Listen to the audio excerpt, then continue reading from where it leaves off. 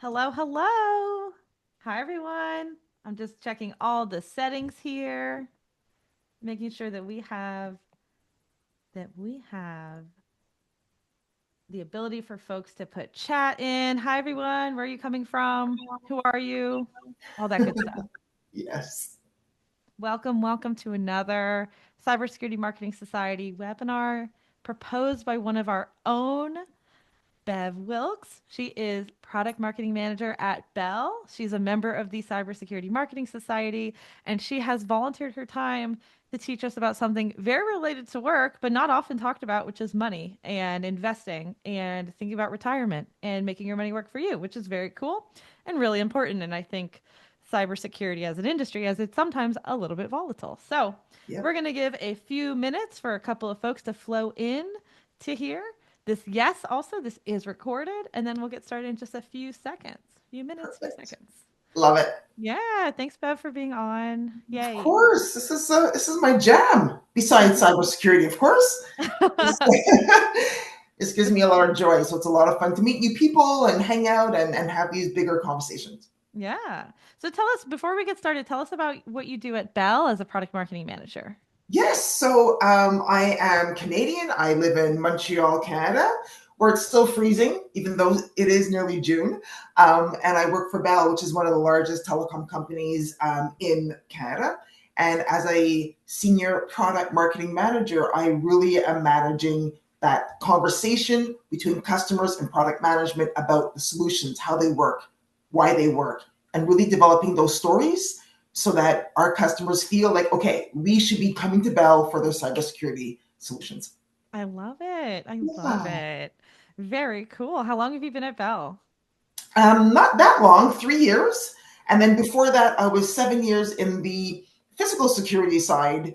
Ooh, So that's a whole VMS, video management solutions, badging cards, a whole different side. So I have half my brain on cyber and half my brain on physical security. So it's a nice balance. I love it. Excellent. Ah, That's so fun. Okay, I don't know anything about physical security, so we'll have to have you on later to talk about the pleasure. intersection of physical security and cybersecurity. I think that'd be really Yes. cool. Hi, Yes. everyone. We're getting started in just one more minute. We're so excited. Beverly Wilks, one of our very own Cybersecurity Marketing Society members, has volunteered to teach us all about money and share what she knows about money, investing, saving for retirement.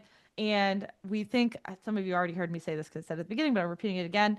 Um, it can be a very volatile industry, our industry of cybersecurity. There's a lot of M&A, there's a lot of risks, so it's important for you to protect yourself. And some of that is securing your financial, you know, future is at least what I think. And Bev, you'll probably believe. 100%. I completely agree with you. I think, and this is for everybody, men, women, doesn't really matter. Mhm. I think the knowledge of managing, for me, I'm going to say it's basic, but a lot of people find that it's a little bit difficult and a little bit worrisome. So we want to take that worry out of managing your money. And at the same time, we'll dive into a few things that are really specific in terms of if you're working for a startup, for example, stock options, equity, and the like I said to you Awesome. before, we could do a whole session just on equity and clifting and yes, liquidity. So that's another area we could do another. Okay. Awesome. I can't wait. Okay. So we're going to get started in like 30 seconds. Can someone post in the chat? Just let me know that the chat works. We would love to hear. And also, I'll say this is a very interactive webinar. All of you know that the Cybersecurity Marketing Society runs super. Hi, Sarah. Runs. Hey, Amy. Hi, Heidi. Okay, cool. Huh? Runs super interactive webinars. And I was talking to Bev earlier. She's so open to you guys putting your questions. I will be moderating that chat. We're gonna have some polls. Like if you want to interrupt to ask something, I will be your representative and I will come up on stage and be like, Bev, wait, there's a question here about Love this. it. Don't keep going. So we're gonna make it really interactive and fun as always. And thank you everyone. And geared towards you. So again, put comments in the chat. And one last note before we get started, of course, investing and money. This is a webinar geared a little bit towards women because, like Bev said, Bev, you had a great reason why it's important for women to care about money, and I'll let you say that in a sec. But of course, this is for anybody. If you are also not a woman and you want to learn and be on this webinar, we absolutely welcome you, and all of this information is also applicable to you. So now I'm Perfect. going to be quiet. I hope to see all of you at Cyber Marketing Con in Austin, Texas, December 7th through 10th. That's Yes. advertisement. Love it. And Love it. I'm going to pass the mic over to Beverly. Beverly, thank you so Perfect. much for being on. My pleasure. Thank you. And hello, everybody. I saw somebody say bonjour before, so I'm like, oh, I got somebody who's Canadian. So thank you for joining. And as Gianna said, it's really important for everybody to have a better understanding of their money, especially women. And I'll tell you why. Women typically live longer than men. Typically, we make a little bit less than men. We're still not at parity yet. And thirdly, women are ones who are most likely out of the workforce if they're having a child or taking care of an elderly parent or family member. So that means our money just needs to work a little bit harder to get where we need to be. Hello, Justin. I love it. I love the French. Bonjour. All right, guys. So let's get going. Everybody can see the screen. So I will get going. So today we're going to dive into what makes smart money moves. And the thing I always start with is people rather talk about their health, politics, or their relationships, and not really about how they spend, save, and invest their money. They rather do those other three topics, which I find really interesting and intriguing because we work so hard for our money. Why don't we talk about it to ensure that one, we're all on the same level, two, you know what your friends and family are doing, and three, this is a great conversation to be had. So today we're going to dive into how do you start, where do you start? We're going to dive into investing. We're going to dive into budgeting versus a spending plan. Spending plan is the way to go. And how do you crush debt and retirement? We do have about 45 minutes of me chatting, but as Gianna said, if you have a question, just pop it into the chat and she will pop in and let me know and answer those questions. And then I'm really going to leave 15 minutes at the end for more Q&A. If we do run out of time, do not despair. Put your question in the chat box. I will answer it after the event, and then we'll send you a file with all the questions and answers. So let's get started. Big thing here is I need everybody to think about, and I'll send this to you at the end as well. I want everybody to think about their net worth. People hear that all the time. What does that mean, Bev? Net worth, net worth. This is how much you calculate your net worth is how much you own minus everything that you owe. So your assets minus your liabilities. And as you can see here on the right-hand side of the screen, really dive into what kind of assets you should be looking at to add to your list, minus any of your liabilities. And on the bottom right-hand side is really exciting that you'll have a number. Now, there's no cheating. You have to put everything on this document to get a real understanding of where you are. Once you know where you are, then you can really understand, okay, here is what I need to be doing next in order to move my family or yourself forward when it comes to money. So we're going to start with investing, and this is question number one. So Gianna, please pop in the first Slido. I'm doing it. Or poll. Sorry, poll. I keep on saying Slido. Poll. Do you want it to be poll 1 managing credit card debt or poll 3 investing? Poll 3 investing. You got it. Launched.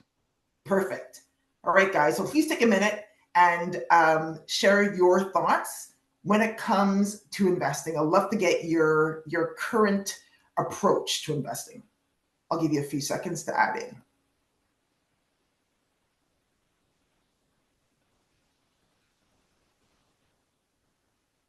I can't see any of the responses, so I'll wait for you to let me know when it's done. You got it. I'll give everybody like 10 more seconds to fill in this poll question. Perfect. Okay. 5, 4, 3, 2, 1. Oh, okay. Interesting. Very interesting stuff. I ended the poll. We're going to share the results. Can you see it, Bev? Yes, I can. I love it. I invest, but mostly follow advice or use a robo-advisor. That is the majority of people. Lovely. Coming it hot close. I want to invest, but don't know where to start. You're in the right place. I actively invest and feel confident in my decisions. I love, and I don't invest right now. So the last two poll numbers there, the 19 and the 8, you are in the right place. I'm here to help guide you. I'm not a financial planner. I am a financial educational coach. So I'm here to help you, educate you on the things about money that we didn't learn in school. So that's what's really important. All right, so let me move on. So as we are starting to invest, the last couple of weeks, months have been quite turbulent, right? We were going up and down on the market. And the one question I get all the time is, well, Bev, where do I start? How do I start? Am I too late? Am I too early? And the answer is it's never too early. I don't care if you're in your 20s, 30s, 40s, 50s, 60s, or older. You always have an opportunity to make that money work for you. That means I really encourage you, speak to your financial planner, go to your bank, open up, if you're a Canadian, an RSP, a TFSA account. If you're American, a 401k, a Roth IRA, really making sure that you are starting to invest early. Why? Because it's important for long-term gain. But let's start about what investing is not. It is not jumping on the hottest stock, Tesla, Nvidia, Microsoft, whatever. That is not what investing is. It's not only buying stocks and ETFs. It could be real estate. It could be mutual funds. It could be a stock portfolio as well. And it's definitely not only for people that are wealthy. A lot of people have become wealthy because they took the advantage of the opportunity to start investing at an earlier age or a late age. But these are certainly what's not important when it comes to investing. And what I really want to highlight here is what I mentioned before. It's about starting early and doing it consistently in order to make your future what it is that you would like. It's not about me or anybody else on this call. Investing is an individual game. So whatever you would like to do, what's important to you is what's important to you and your family. So here's an example. We have 3 people here, Jack, Jill, and Joey. They each invest $200 a month, and they do it consistently for a number of years. You can see Jack started investing when he was 25, and he went all the way up till he was 65. So for 40 years, Jack put $200 a month consistently away. The example uses a 6% interest rate on average. So he only contributed $96,000, which is a great sum of money over 40 years. But look at where he is at the end. He's around $525,000. The majority of that money is the compound interest, the 8th wonder of the world. Jill conversely started just 10 years later at 35, and she went up to, for 30 years, $200 a month, invested $72,000, but look where she is. The differential between Jack and Jill is quite substantial. And then, of course, Joey started a little bit later in life. He only contributed $48,000, which is great, and he has just over $100,000. So again, I really want to emphasize the importance of starting wherever you are to move that forward.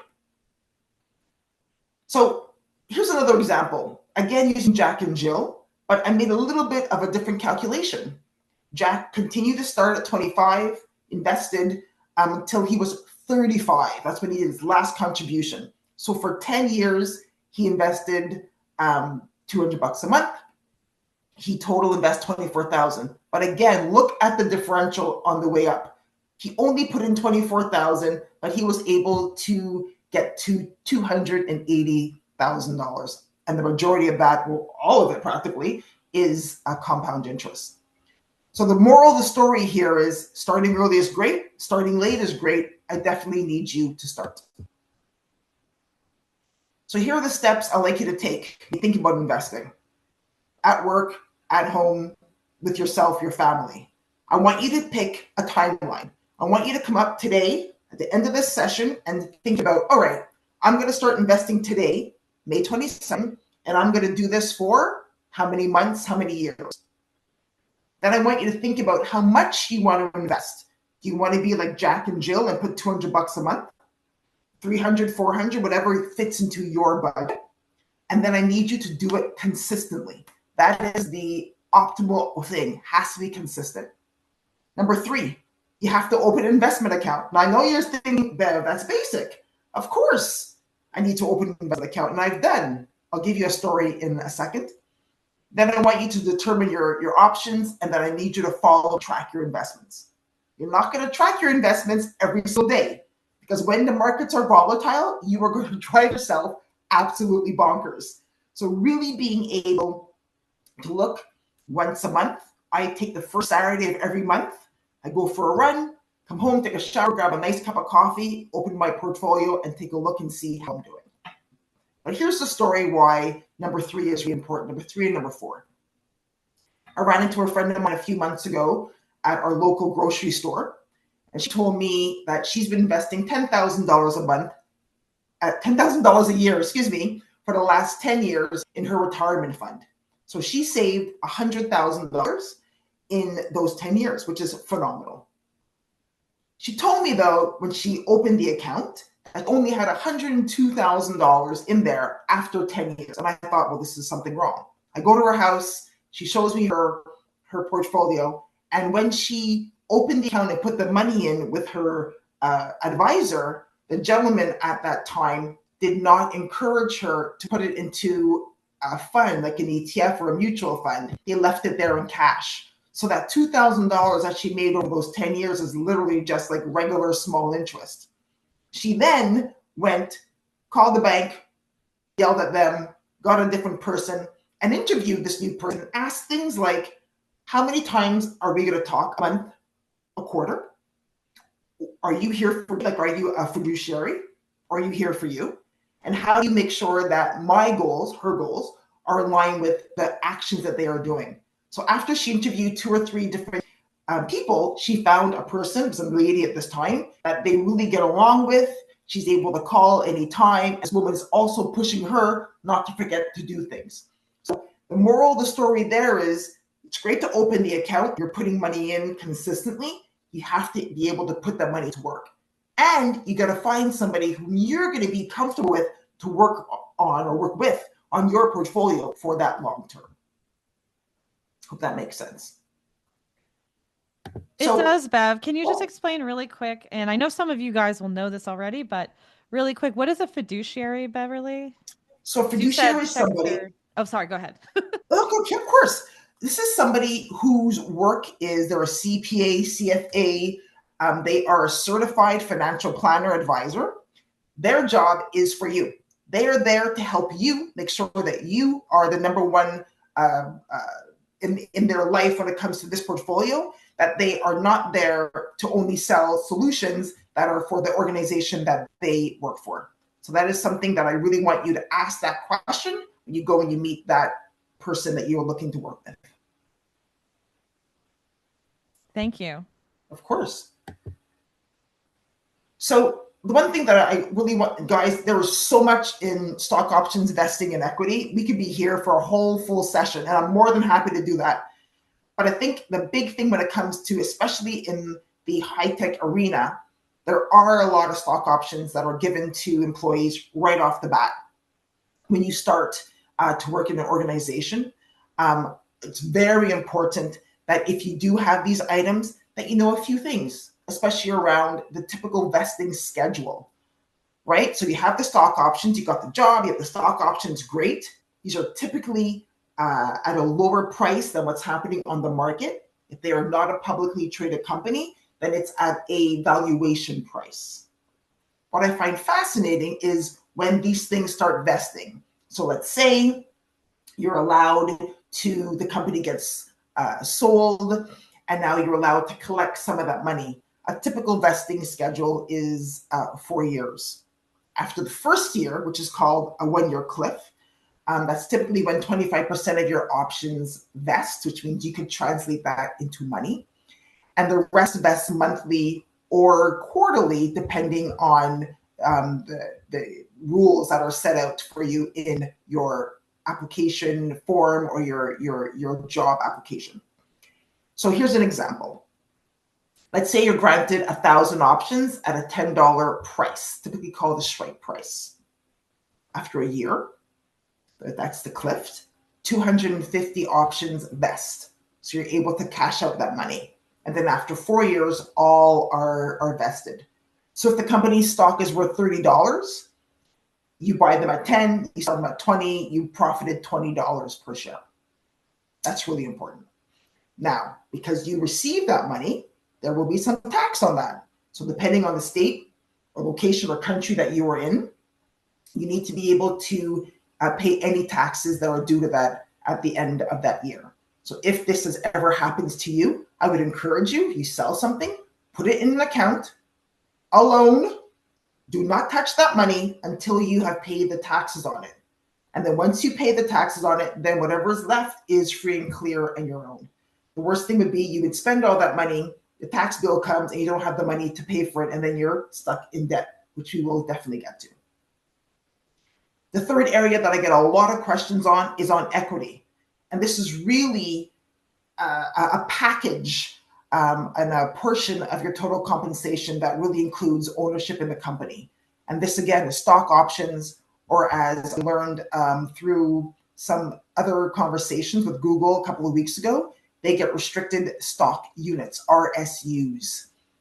And I guess it's what's really important about that is your equity package can include shares, stocks, these RSUs, and again, a vesting schedule that typically is 4 years with a 1-year cliff.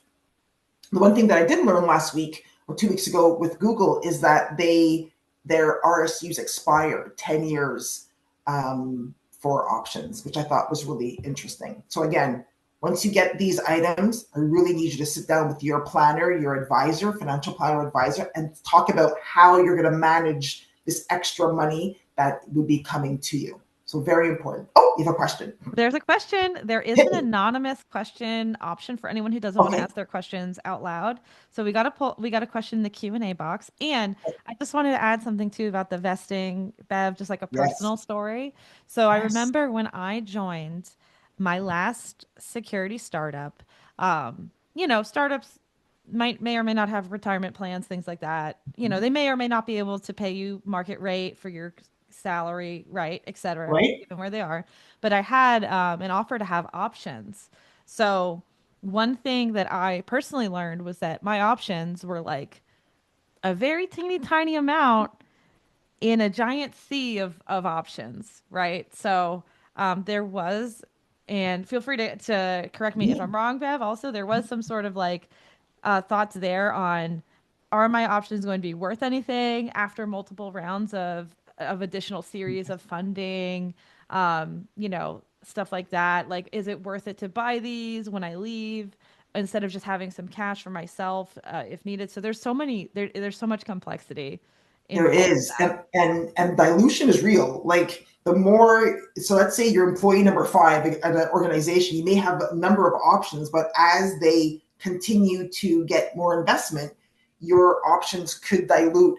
So maybe you will not get as much as you would have thought of in the initial part of joining that organization. So yes, that's why it's a part of your overall financial plan, and it should not be the only thing that you were looking at for your plan. Right. A lot of people go for the moon shoot. I remember my boss when I joined my last company, she had said to me, like, what do you want? And I was like, I'd like the salary. And there she was like, I recommend you ask for the salary you want be as well, because a lot of people join startups thinking, oh, it's gonna boom, it's gonna be like Google, it's gonna be Yes. like Tesla, like I'm gonna be rich.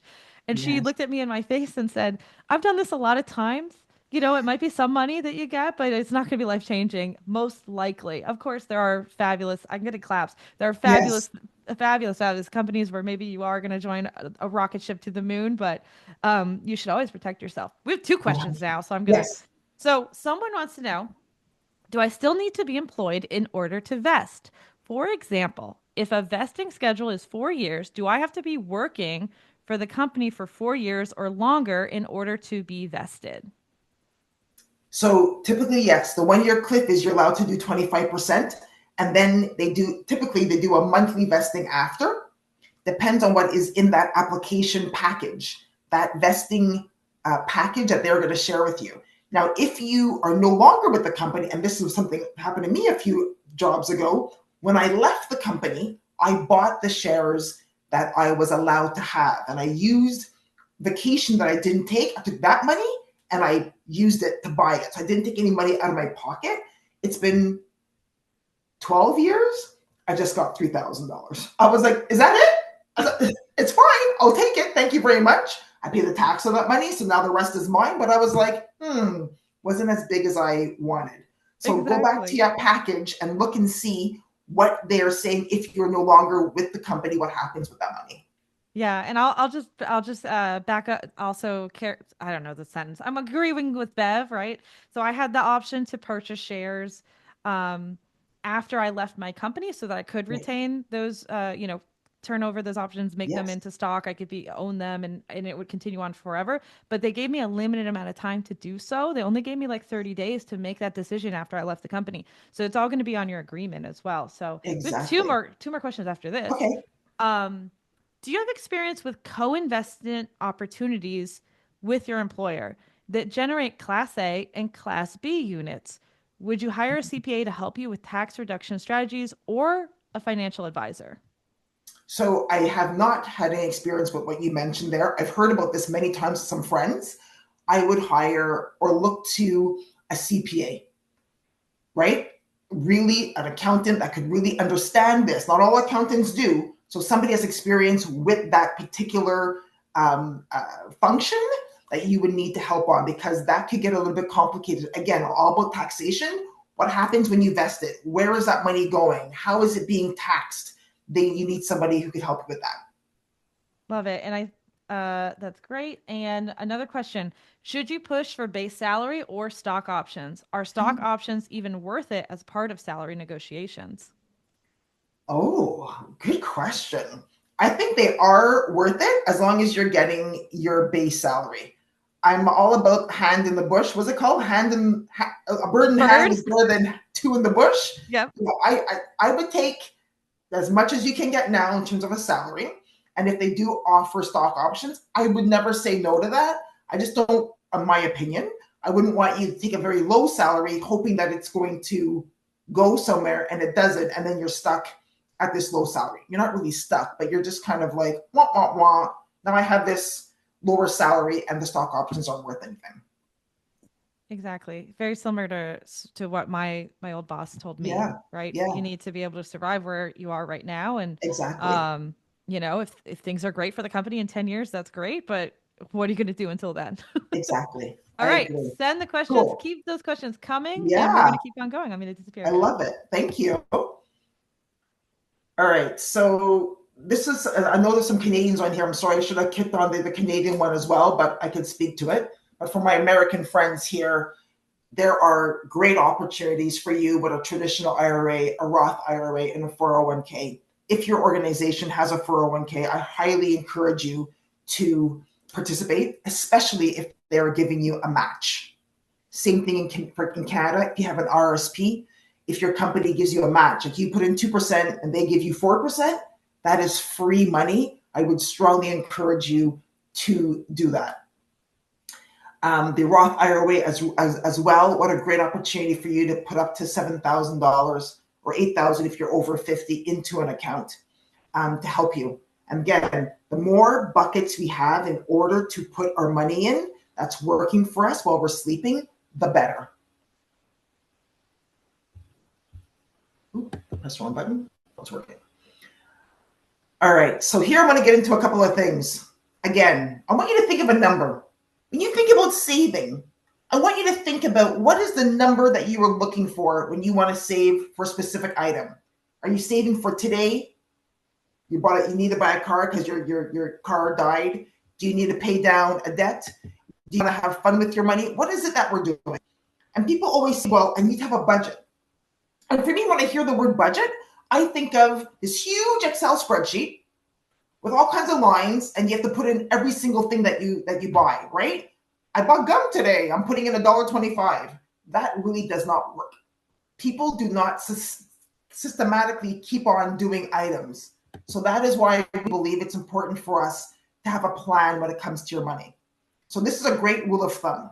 I'm not saying, I know people live in different cities, provinces, countries, things are expensive, so you need to figure out a way for yourself. But here's a rule of thumb. When you get paid, like today's payday, you get $1,000 today, I would like you to pay yourself first. I would like you to allocate 20%, 5%, 2%, I don't care. Something that you can pay yourself first. That money is for you. This is for your bills. This is for your emergency fund. This is for you to invest. This is for you for you. Then I want you to pay your rent and your mortgage and your essentials. I know if you're in California, 50% is a lot lower than perhaps you are paying, but I don't want you to pay your bills first and then you get the scraps at the end.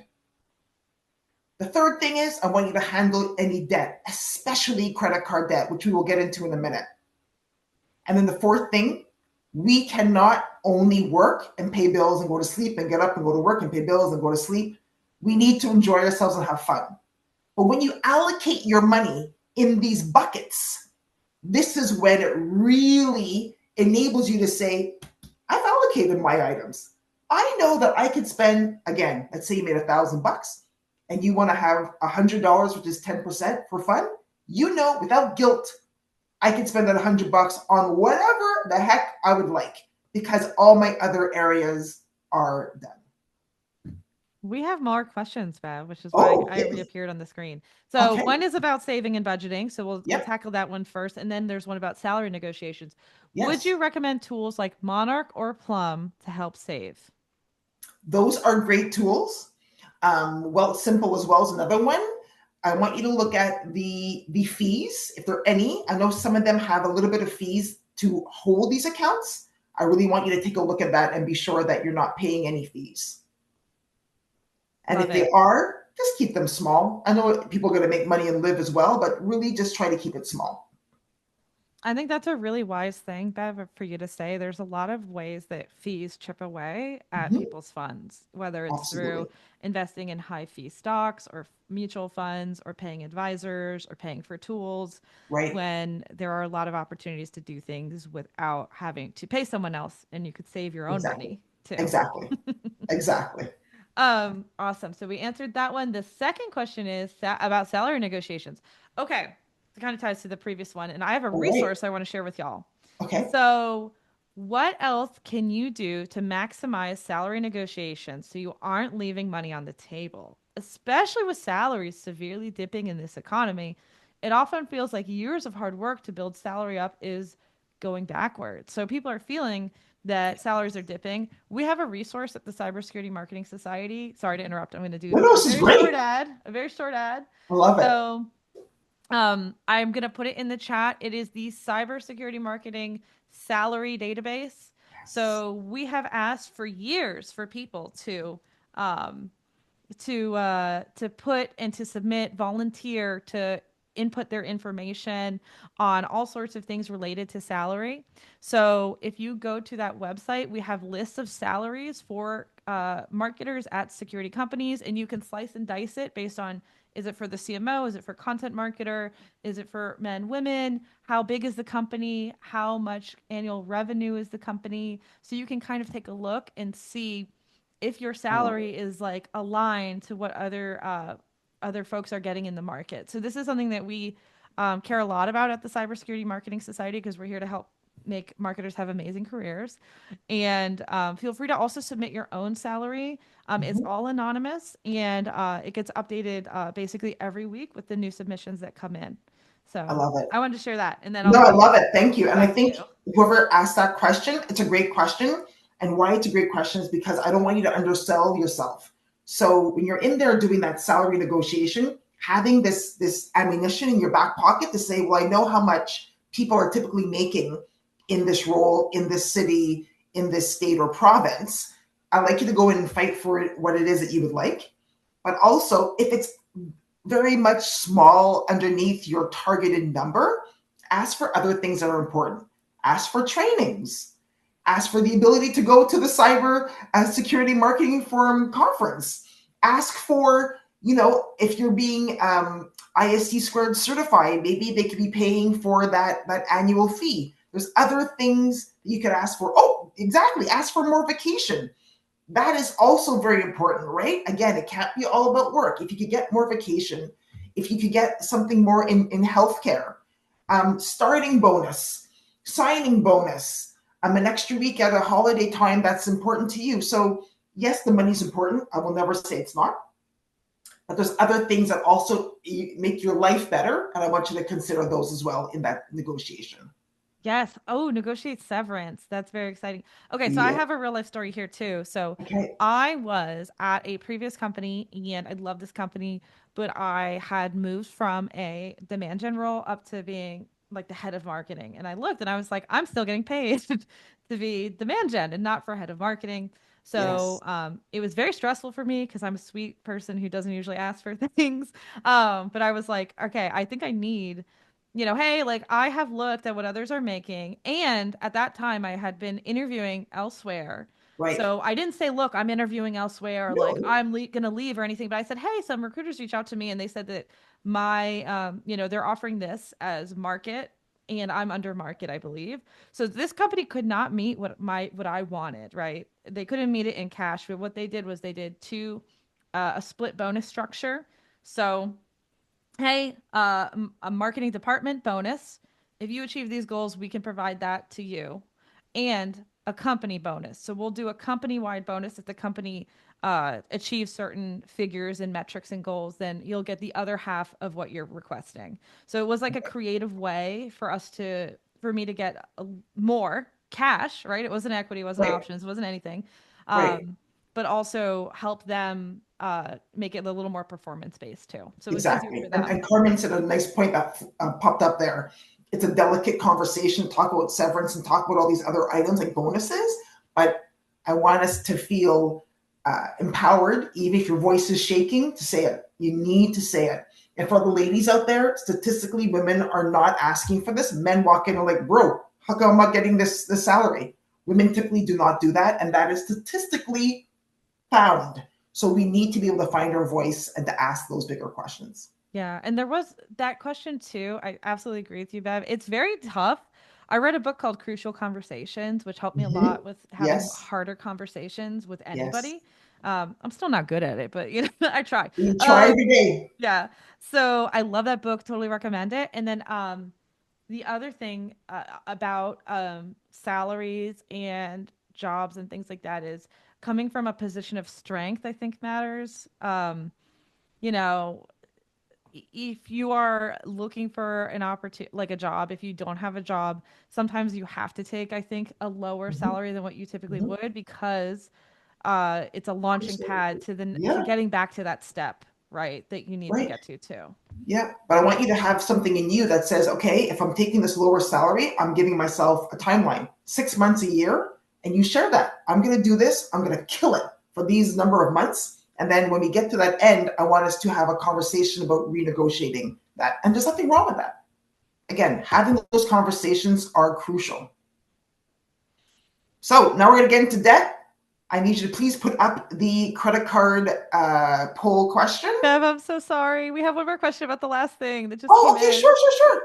I'm in the final stages with an offer for a senior director role that has been open for Nice. a year at a larger company. I'm leaving a VP role at a startup. Okay, so they are moving from a VP role at a startup up here to Mhm. take a senior director role at a larger company, but sometimes is like higher up. You got it. Um, Given the industry right now and some downturn possibly on the horizon, right? So it sounds like they're going to take that step in order to have more stability. Should I negotiate severance? How do I introduce that? Oh, So my severance mhm. is always something, especially at a senior role, that would be inside the contract. So that is something to be done. You could get an employment lawyer to write that into the contract for you. And if you are a VP, they would understand that that is something that would be typically in your contract. So I would not be nervous to ask. Again, do not put no in yourself, right? Just again, factually, non emotional, put it in the writing. And it could be a simple paragraph that you could put into this conversation. Let them say no to you and come back with another way to compensate you. Do Right. not sell yourself short. Right. Don't say, I have had to learn that. Like, we as marketers, I think, especially are thinking about like what other people will say and Yep, anticipating and like yep, trying to accommodate because we're all about like ICP and persona and like what do they think? And yes, that's really yes. important, I think, in all negotiations to understand where your other side is coming from so you can reach mutually agreeable I agree. solutions. But you don't have to say no to something you want for them. You might say Exactly, yes. exactly. I love it. All right. Can you put up the next Slido question, please, Yes. about And credit card debt? And credit card debt. this is something that is the monkey on our back. Like the average credit card debt is average credit card interest rate is 21.99%.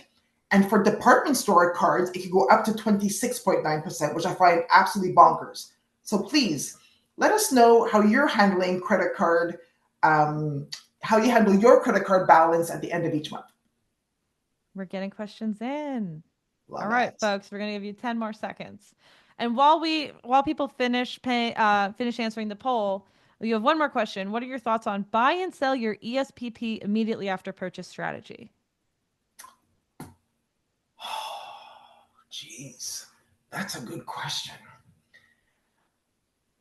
I kind of like that answer. I kind of like selling it, buying and selling right when it's done. Again, taxation, I always think about where is that money going? You need to talk to a planner to make sure that you're doing it at the right way. So, yes, please be careful. I know in Canada, how we treat things here in Quebec is different how we treat things out west in British Columbia. So, whatever state, province you're in, that could be taxed differently. So, I'm all about the taxation. Please ask. Yep. Good question. Okay, and we're gonna end this poll, and we Okay. have most of our folks pay off their credit card in full That every makes me month. happy, happy, happy. I love it. And for the 7% who said they pay only the minimum, I have some ideas for you, which we will get to. So again, getting the monkey off your back is really important. So there are two ways that you could tackle that debt, especially for the people that said they just pay the minimum. I would like you to use the snowball method, which is you pay off the smallest debt first to get them out of the way. So here's an example. You have three credit card debts. One with 500 bucks, one with 1,000, one with 5,000. I want you to tackle the one with the $500 balance on it first. This is the only time I'm going to say this. You're going to pay the minimum on the other two credit cards, and you're going to put all your effort in nipping that 500 first. Once that is paid, then you're going to go to the $1,000 balance credit card and do the same thing. You're going to pay that one off and just pay the minimum on the 5,000, and then do the same thing at the end. That does not mean you go back and you rack that card back up, those other two cards. I want you to really pay that off because at the end of the day, you're paying more interest and it takes you forever when you're just paying the minimum. And then alternatively, you could take that same example, the 500, 1,000, and 5,000 balance, and I want you to look at each of those credit cards, their interest rates. So whatever one has the highest interest rate, you pay that one off first, and then you go down to the second highest and the third highest. This way, you're allowing yourself to pay that off quicker, and you always, always, always are ahead of the curve. And one thing when it comes to paying off your credit cards, if you have a balance of like $219.10, I'd like you to pay $220. Why? Even though it's like, 90 cents more, that just shows all of those credit card agencies that you pay on time and you always overpay. Doesn't matter that it's only 90 cents. You've actually overpaid, and that makes your credit rating actually go up. Oh, interesting. And we have a credit card question that came in into Yes. the chat. I'd love to pay off all cards every month, but $0 balance cards seem to impact your credit negatively. So I always keep $200 or so balances. Is this the right thing to do? So you're saying if you have a 0% credit card, you're that is not how it Yeah, I works. think that's just I've heard this before from other Yeah, people. I don't know.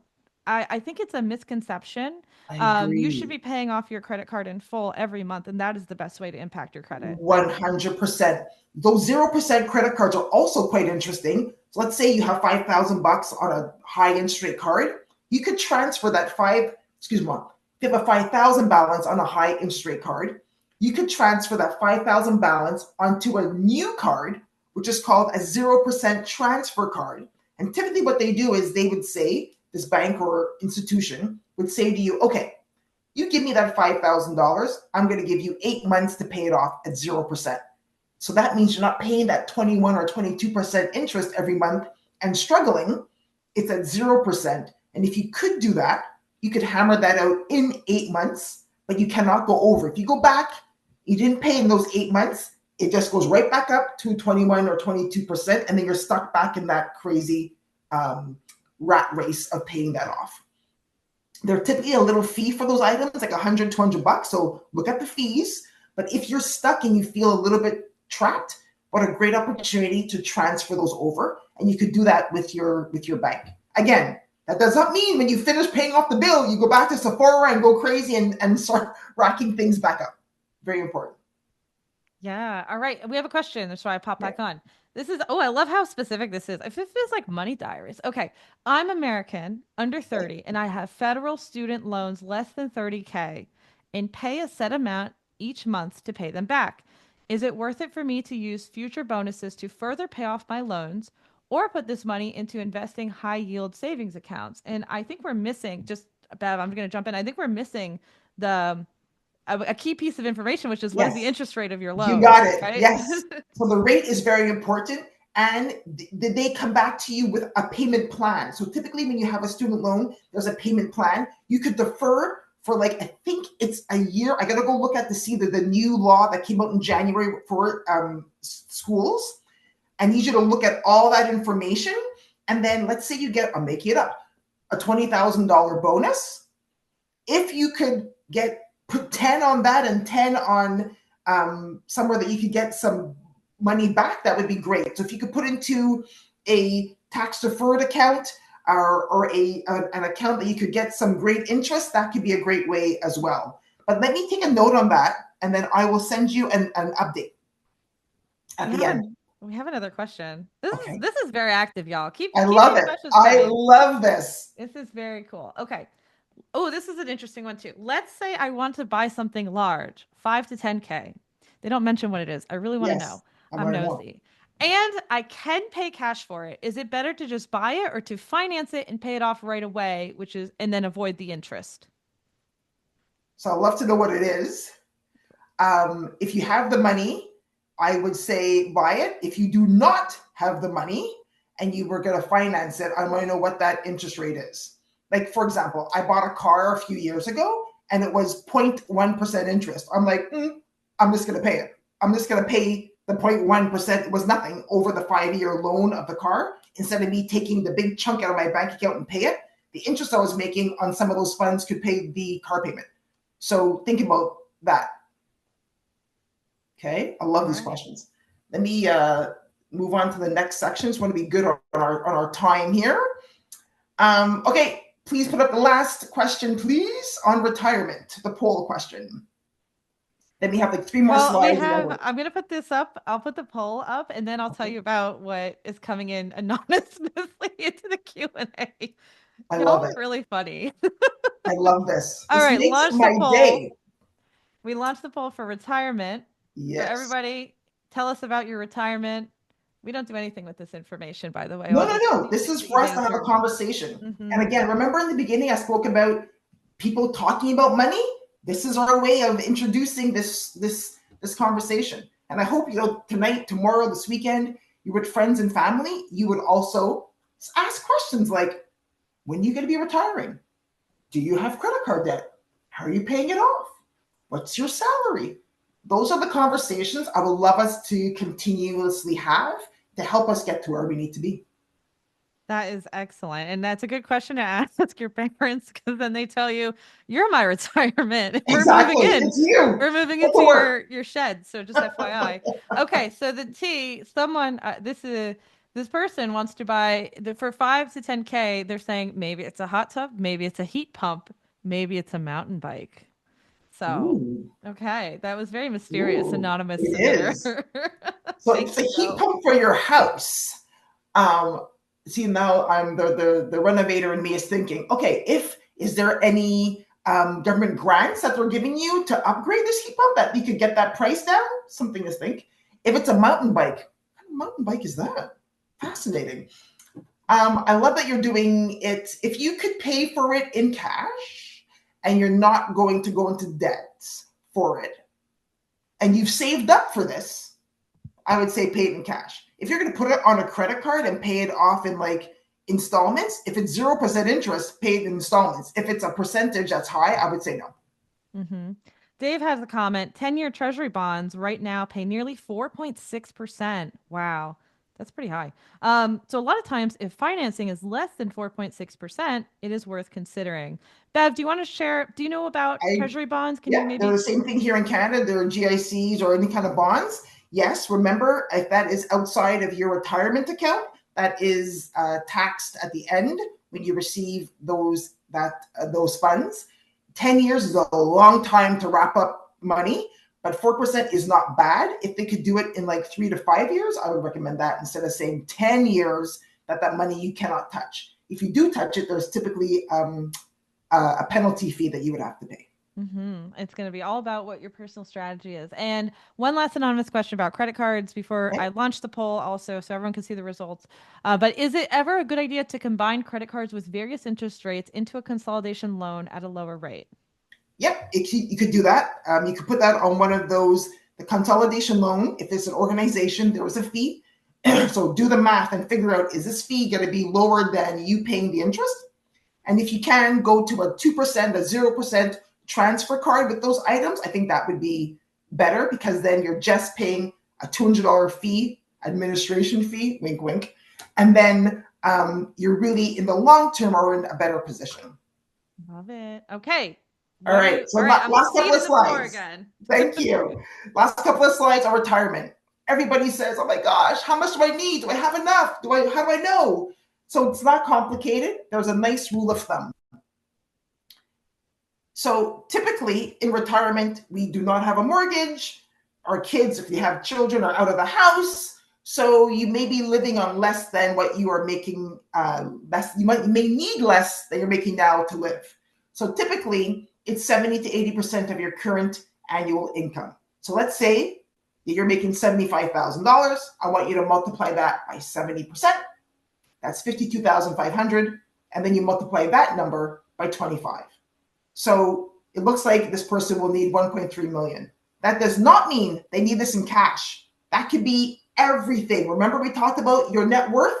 Everything together. Your house, all your assets, your accounts, your saving, your retirement fund, your non-retirement funds, your stock portfolio, your cars, your dogs, whatever. All those things together is a number. This is a rule of thumb. Why I always push this is because when you go see your financial planner or advisor, I want you to sit down and give them this number. Hey, I sat down, I thought about it. I think I could live on 70% of my current income in my retirement. This is how much I think I need. Let's crunch some numbers. Let's strategize for me to get there. These are great openers to get you to where you need to be. So, in conclusion, I really want you to think about owning your money. You are the most important person. You work like an animal for the money. You're giving it all to your job, to your life. I want you to really think about how you could take control of your money even more.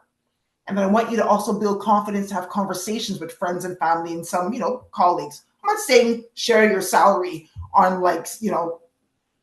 online, but I'm just saying have these bigger conversations so that you can get to where you would like to be. So please reach out to me. This is my Instagram. I answer every and all question. And then on the right, this is one of my favorite photos. On my bucket list is to open the stock market in Canada, which was a TSX. I did that last year. And then the next one is NASDAQ. So you see me there in red. And my friend Erin is the gal right here. She called me and said, "Hey, we're doing this. Do you want to come?" And I got on the plane the next day. Literally, it was at 8 o'clock in the morning. I got on a plane at 5:30 a.m., got to Toronto, and then, got there, did it, and was on TV. My dad was up and watching. That was, for me, one of the highlights. So once again, pleasure, pleasure, pleasure, pleasure to talk about this topic. It's such a rich topic. Please follow. This is not my job. This is what I do for fun. It's really about helping people feel better about their money and ask those questions to be an educated financial about your financials to your financial advisor and your planner. I love So this, Bev. This more was so questions. fun. We literally have more questions. There's one Oh, about a love it. handbag that I'm like super excited to share. So, and then just to provide also just a counterpoint too. So, not a counterpoint, but an add-on, like, um, you know, I just want to reiterate what Bev said. Like money, it seems sometimes like super complicated and also scary, especially if you were not educated in it. But you can learn, you can manage money, and you can set yourself up for real like success. And I don't want to say financial freedom, but like to have at least like security and safety. So Yeah, I thank exactly. you for volunteering to speak to our members as a Of fellow member. course. All My right, pleasure. handbag question. Okay, honest question. Don't laugh. Okay. Some luxury handbags appreciate over. Sorry for laughing. Some luxury handbags appreciate over the years. Cough, Chanel. I've seen these numbers double worth over the years, often faster than savings. Worth it as part of investments? Question mark. Also, what is your take on investing in gold as part of retirement? Oh, yes. So gold has gone through the roof over the last couple of weeks, as we all have seen. It's crazy. It goes up and down. If you look at the trajectory over the last 20, 30 years of gold, it's gone up and it's gone down. But right now, it's at one of the all-time highs. Um, if you have an ETF and you're talking to your financial planner, you can see if you get a portion of an ETF into your investment.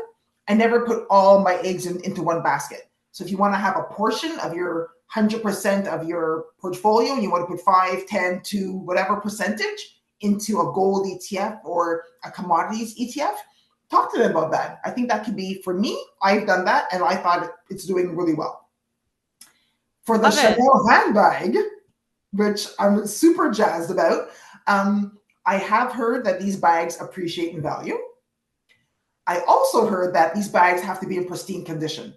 So you cannot be having this beautiful bag and throwing it on the floor of a plane or in a hotel or on a bus, right? So we need to keep it in pristine shape. You can buy a bag from a consignment store that like somebody's nana had, and then you can see if you could use it and love it, enjoy it, and then you can sell it. But it's about taking care of these luxury items. And not all of them are the same. It's the bags that are the rare bags are the ones that keep their value or appreciate. I think more of the, I must say common, but the ones that you see more often, those are the ones that may not hold their value. I don't have a bag. I would love a bag. I just, as a financial person, I'm like, am I spending $5,000 on a bag? I don't know if I can do that. I don't know. I'm like, oh, So Carmen, I'm with you. I'm like, I'm a coach girl too. 100%.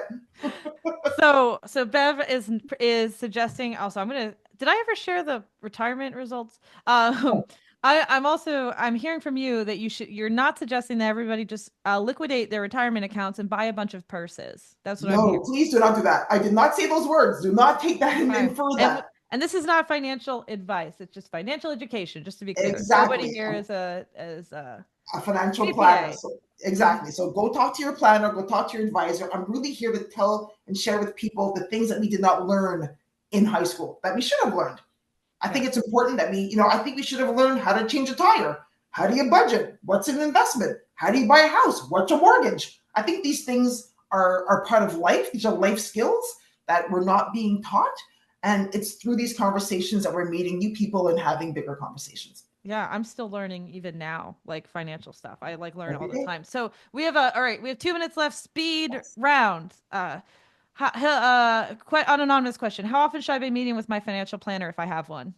I would love you to meet him or her minimum once per quarter. If things are going crazy in the market, I don't mind you calling him or her every 2, 3 weeks, asking questions. It's not to freak out when you call them and things are going haywire in the market. It's to strategize. What are we doing? How do we benefit from this haywire in the market? What do we do together to make sure that you're not losing a lot and that you're always on track to meet your plan that you've outlined with them? Yes, and also a good opportunity to evaluate if they are a fiduciary or not, which Bev you've talked about too Yes. earlier. Mhm. Um, I've stopped buying extra swords. That might be the first step in responsible financial planning. Maybe. I think it is. Extra what? Swords. Like for sword fighting. Swords. I know who posted that. Oh, okay. I don't. Oh, this is fascinating. I'm intrigued. There are a lot of interesting there are there are a lot of interesting I think hobbies in the anonymous poll section. And then last question, is there a recommended amount of specific liquid savings to have for retirement?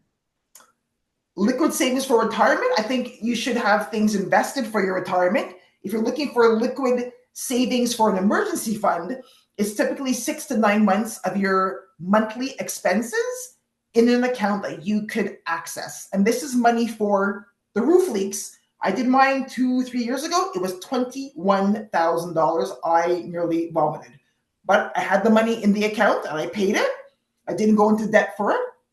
And now I'm slowly, reamping that account. So an emergency fund is always great to have. If you do have some debt, I'd rather you also pay down your debt as well as putting money in an emergency fund, because that money could be growing in a high yield investment account, helping you along your way. So again, talk to your planner, your advisor, and see how you can divide that money and allocate funds to those 4 buckets that we had discussed. Excellent. We have 2 more questions, Bev. Do you think you could Sure. get through them? Sure. All right. Okay. Fees on Fidelity accounts. Are there any common pitfalls and things to audit related to fees being charged on accounts?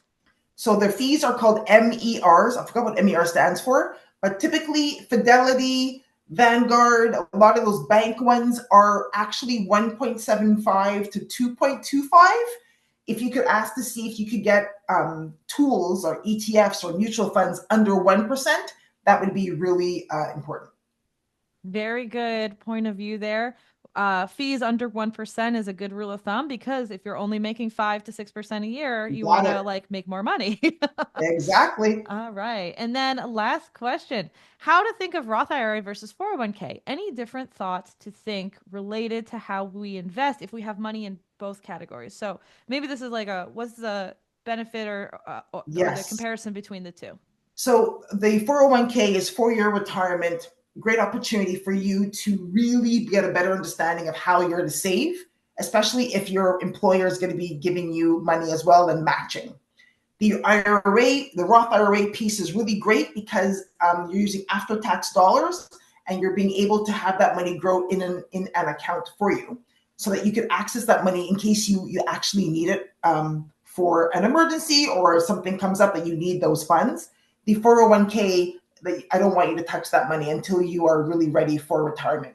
I'll share with you guys that chart that I showed before, because there's so many different levels, so that you could get a better seeing and a nice snapshot of the differences and how you can leverage those accounts. Thank you so much, Beverly Wilks, for Thank speaking you. on our webinar to our community. Thank you for being a wonderful community member, a member of the Cybersecurity Marketing Society. We hope to see you soon. We hope to see you at Cyber Marketing Con. We hope to see all of you at Cyber Marketing Con. And Yes. if you like this, we could do more of these. Let us know what you want to see and what content you want, experts you want on the Cybersecurity Marketing Society. Thank you, everyone. Thanks, guys. Enjoy your day. See you Have a good soon. one. Bye. Bye. See you guys later. All right, Thanks, Bev. Gianna. Bye. I gotta go. Bye. I'm gonna You send you a too. wrap up after, and we'll Okay. do a blog post and stuff. So, I love all it. right. Bye, everyone. Bye.